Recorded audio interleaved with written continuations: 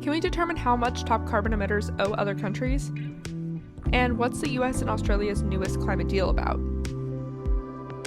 Welcome to the Climate Recap from the Beckisphere Climate Corner, your go-to place for international and US-based climate news. I'm Becky Hogue, a science writer. Today is Thursday, July 14th. Let's jump right into the news you need to start your day.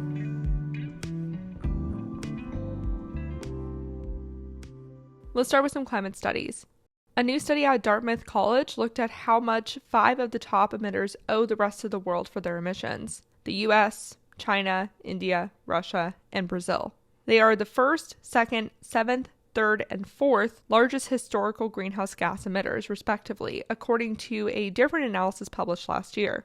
I kind of wish they would have added the European Union to this list, or maybe just like Germany or the UK, just because that's interesting. Anyways, the 5 emitters owe the rest of the world about $6 trillion in damages. This represents about 11% of the global GDP. China and the US together owe the rest of the world more than $3 trillion, the US accounting for $1.8 trillion of that lost global income from 1990 to 2014. This research is important because it backs up climate liability claims. The study went specific too. Like the US inflicted $14.1 billion in economic losses to Bangladesh over the last 25 years. China caused another $13.6 billion to Bangladesh. The US also inflicted $34 billion in damages to the Philippines between 1990 and 2014. The research also pushes back on the idea that this needs to be a fully international effort rather than focusing on individual countries. Certain countries like the US, China, and Russia can make a huge difference just by focusing on domestic decarbonization. Meanwhile, a different study shows that African countries will have to spend about 22% of their GDPs on climate adaptation despite being the least responsible for climate change. This easily dwarfs what percent of their GDP is spent on healthcare expenditures now. Eritrea is the most heavily impacted country, with climate adaptation expected to cost 30% of its GDP, which is about 6 times as much as it spends on its healthcare now.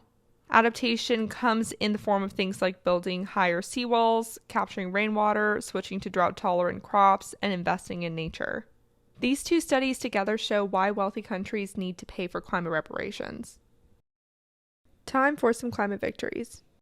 The think tank Ember found that EU climate plans are tentatively still on track, despite an influx of coal power to get away from Russian fossil fuels. Many European countries were taking coal plants offline to meet their climate goals, but they were still available as backups. And now that's what they're being used for.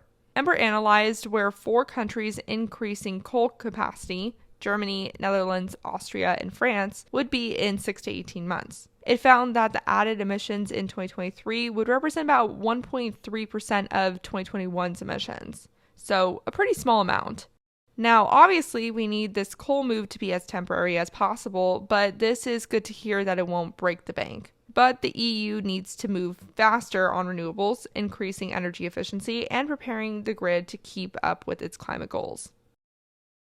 The US and Australia signed a new tech agreement to try to decrease China's overall hold in the clean energy market. The environmental ministers call it a net zero technology acceleration partnership and have put an emphasis on long-duration storage, the global critical mineral supply, and grid digitization. That's pretty much all we know, but it's good to see the countries are taking this problem seriously. Speaking of the US, Idaho's Transportation Department started its public comment period for the National Electric Vehicle Investment Program. It plans to use the $28 million allotted by the bipartisan infrastructure bill to put charging stations every 50 miles on the interstate. The stations should roll out during the second half of 2023.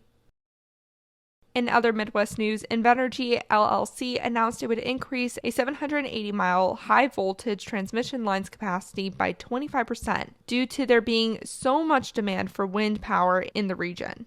The line is planned to go from Kansas to Indiana, and it will be able to take 5,000 megawatts. The plan will also now boost its midpoint delivery at the Missouri converter 5-fold to 2,500 megawatts. The $7 billion project will be constructed in 2 phases.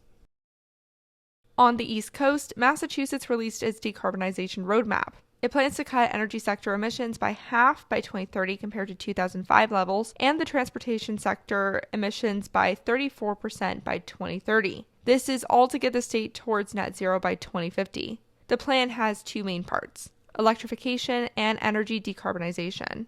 On the electrification side, it calls for more EV adoption, reducing overall miles traveled, and utilizing heat pumps. On the decarbonization side, it sees more offshore wind and solar with energy storage. The plan requires all passenger vehicles and most mid and heavy-duty vehicle sales in the state to be electric by 2035. The roadmap states it would make sure the transition was equitable for lower and middle-income people. And we have to check out some climate fails. I hate to say it, but when it comes to the climate crisis, was Boris the best the Tories had to offer? Most of the 10 contenders that have stepped up so far are likely to weaken commitments to decarbonize the UK. For example, the Attorney General and the former Equities Minister have both signaled they'd ditch emissions targets in the name of energy prices. Even the most centrist option, Tugendhat, said he would back clean energy, but won't specifically say that he would back net zero targets. It could just be an optics thing, but it's a little nerve-wracking.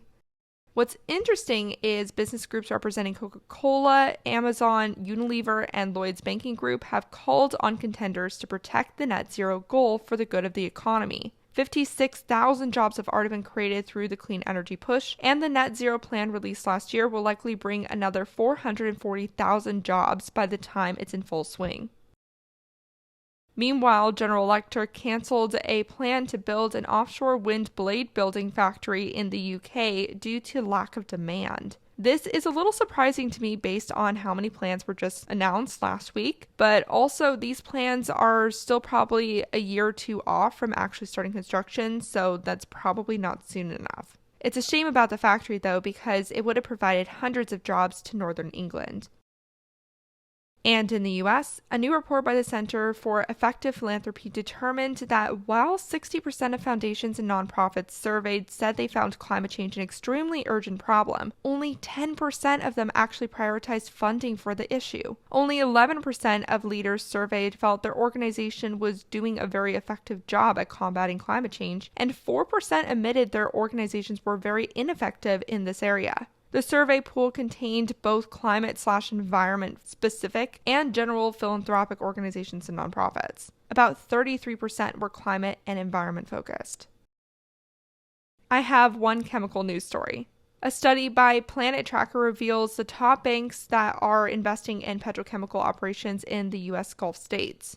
Over 7,400 financial institutions support the operations through equity, debt, and financing. They're led by BlackRock, Vanguard, and Berkshire Hathaway. The worst offenders for polluting the surrounding air and water are Olin Corp, Convestro, Valero Energy, and BASF, which account for 75% of the total chemicals released in that region. Places near petrochemical sites have a higher rate of respiratory issues and cancer, among many other conditions. If you want to learn more about that, I talked about places like Cancer Alley in a deep dive on the Beckisphere a little while ago. I'll leave a link in the source list below. Let's head back to the private sector for one more climate victory. Walmart formed an agreement with electric vehicle maker Canoo to build 4,500 pill-shaped delivery vehicles. Walmart has pledged to beat net zero emissions by 2040. And that was your climate news for Thursday, July 14th. If you like the work I do, please follow this podcast, give it a 5-star rating, leave a review, and consider checking out the Beckisphere Climate Corner YouTube channel. Remember to talk about the climate crisis every single day and to support your local news organizations. Bye for now.